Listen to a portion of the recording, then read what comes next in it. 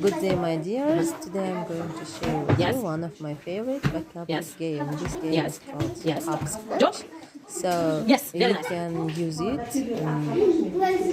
for checking the needs. Making homework, previous learning, and you can use it at the end of the lesson to identify learner's needs. So to check the learner's needs. So how it works. This game is one of students' favorite games.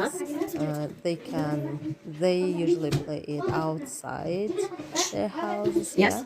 So if you use it during the lesson, you can encourage all your students, even passive learners will be active here. So for this you need to draw